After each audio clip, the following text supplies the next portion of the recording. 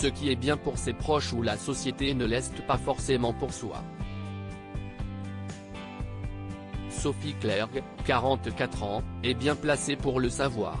CIST avec cette vérité apaisante qu'elle accueille ses clients, maintenant qu'elle a trouvé sa voie, coach professionnel et personnel, notamment des hypersensibles, dont elle a créé un club.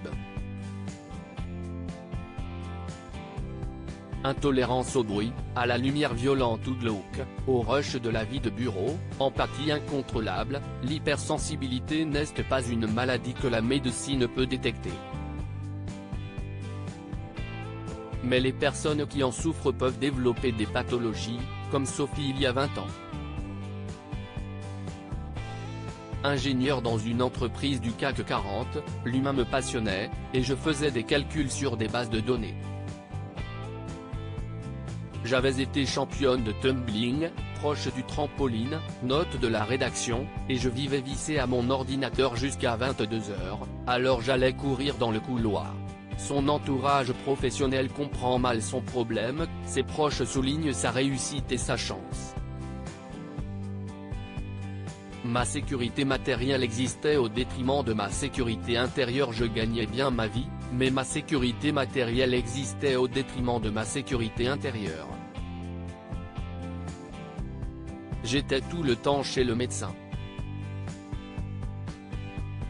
Son entourage professionnel comprend mal son problème, ses proches soulignent sa réussite et sa chance. Insomnie, épuisement psychique, douleur au dos, migraine et crise d'angoisse. Sophie enchaîne les examens et les médecins, qui ne lui proposent que des antidépresseurs. Mais elle finit par rencontrer le bon. Un généraliste plein de psychologie m'a envoyé chez Yves Dienal, qui faisait du coaching intégral, une discipline venue des États-Unis. Les séances en tête-à-tête et en petits groupes abordaient l'humain comme un tout, la tête, le corps, mais aussi les sens. Si est là que j'ai compris que j'étais une éponge sensorielle et émotionnelle et que je n'étais pas sur la bonne route. Sophie quitte alors tout, son travail, Paris et son compagnon. Si est une question de survie. Jamais je n'aurais cru pouvoir être sereine en conciliant travail et famille. Installée à Aix-en-Provence, elle continue à travailler comme ingénieure, bientôt occupée à marier les entreprises. Ça me convenait mieux parce qu'il y avait de l'humain, des déplacements, du calme. J'avais un bureau fermé ou des déplacements en voiture dans la campagne, plus adaptés quand on a l'essence à fleur de peau. 6 ans de transition vont lui servir à prendre son élan pour suivre l'enseignement de l'école officielle de coaching intégral à San Francisco, en Californie. J'avais trouvé le sens de ma vie et mon vrai métier.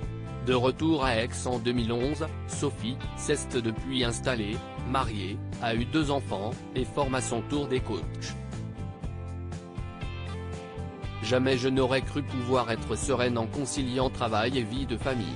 Les hypersensibles que nous aidons sont souvent des cadres, mais pourraient être des oséaddicts. Sophie a mis en place un test gratuit d'hypersensibilité, et coach même à distance. Il ne faut pas rester malheureux, conclut-elle dans un sourire.